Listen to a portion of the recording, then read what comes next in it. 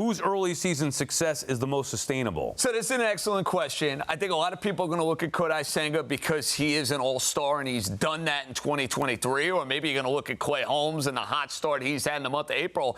I'm looking at tonight's starter, David Peterson, because to me, David Peterson is basically picking up right where he left off a year ago. Let's not forget about the fact, guys, this is a first-round pick. This is a guy with enormous talent.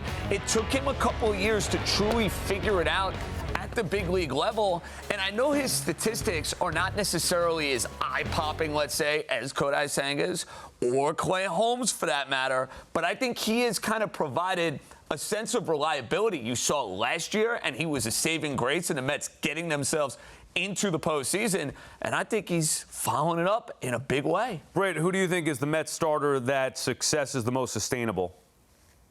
Well, now I want to change my answer because JJ threw shade at Clay Holmes, but I'm going to go with Clay Holmes, guys. I like to look at fielding independent percentage, which is FIP, to see which guys are kind of playing over their skis and which guys aren't. It kind of takes the defense out, fielding independent, obviously. Clay Holmes should be even better than he is right now, guys. Half a run off of that ERA when you look at his FIP. So I think he's going to be able to sustain this. I think the question is going to become workload. And, can he carry this into the second half? Because he struggled even as a reliever in the second half. But I like what I've seen from Clay Holmes. I think he's getting more confident with each successive start. I think the Mets are probably going to look at ways to get him extra rest to continue to build up that workload and those innings as you get into later in the season. But for me, this is not smoke and mirrors at all when you look at some of the other statistics around his start.